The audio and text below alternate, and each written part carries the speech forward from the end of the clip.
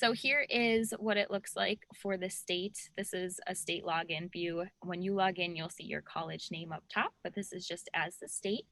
You'll see if you don't have any data, which I don't think anybody from the state has any historical data with us, so you'll see national trends and you'll see national student survey, and you'll see this. I think you'll see this line too, but it just won't have any data in there yet.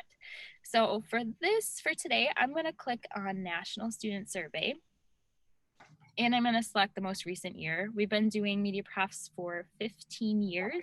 We switched into this digital platform in 2012, so that's the farthest you can go back here.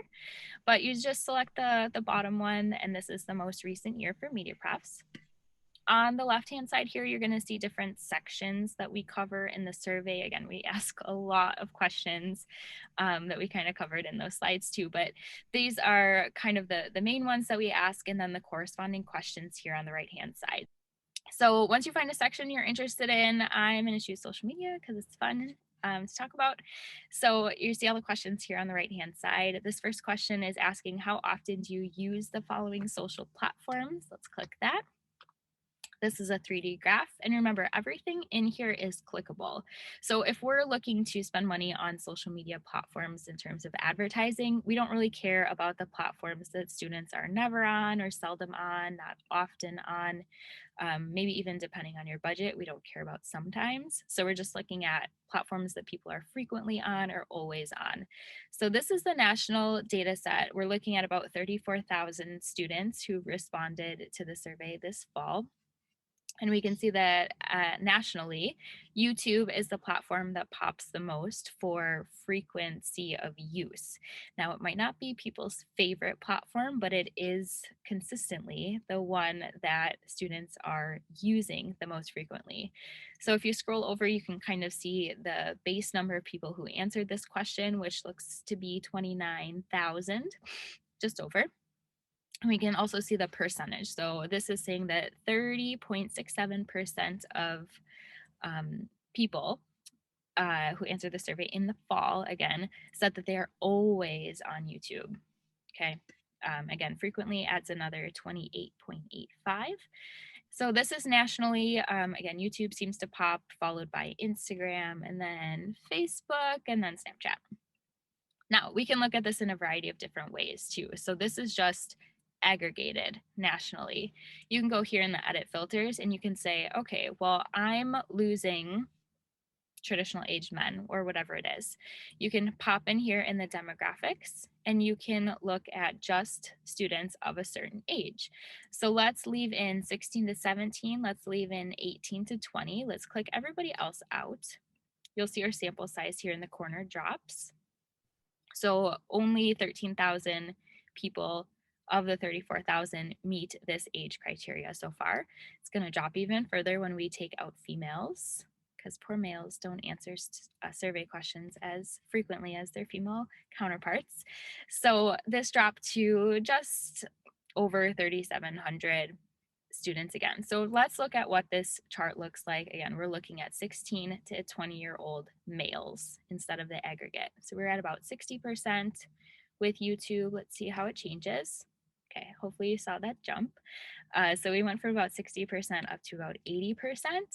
And we're looking at 47.61% of males in that age say that they're always on YouTube. So if that is a population that you're losing, you might want to consider YouTube advertising. Again, 47% saying that they're always on YouTube, whatever that means to them. That means they're on it certainly a lot.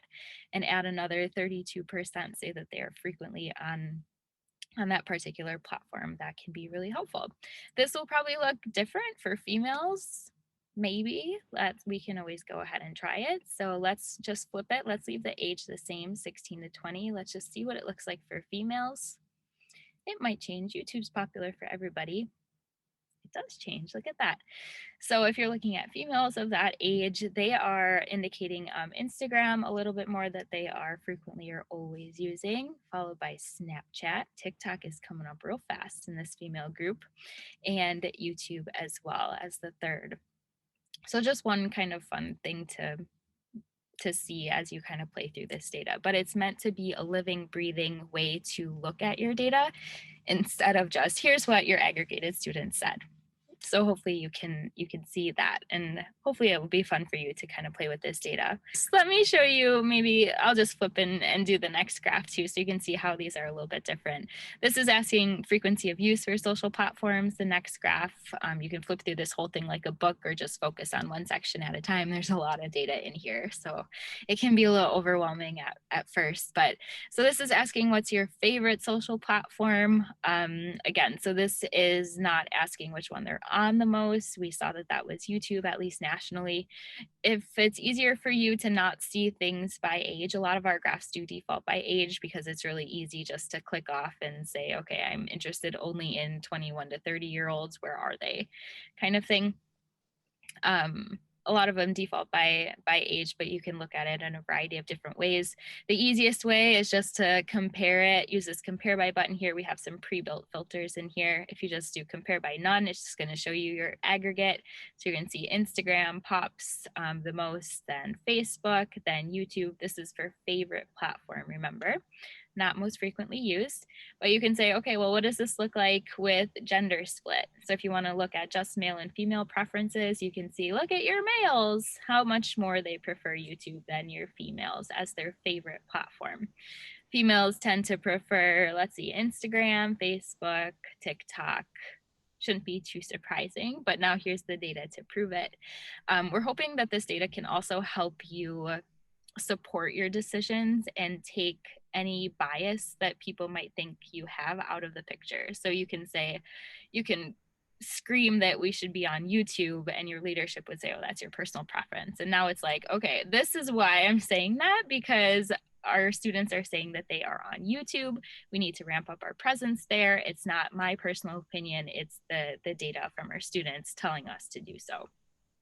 So it kind of removes any bias that people might think exists by just showing them, hey, this is from our students, or this is from the national data set. This is why we're doing this. And once you have your own local data, you're able to compare your college to the state. You're able to compare yourself to the national data. You're able to compare your state to the national data. So there's a lot of really fun ways to look at the data across these different groups as well. At any point, if you like a graph, you can hit this Save PNG button here. It will pop out an image that you can throw into an email or put into a presentation. If you wanted to share some of this data with other people on campus, you're welcome to do that, or you're welcome to, of course, share the actual login itself.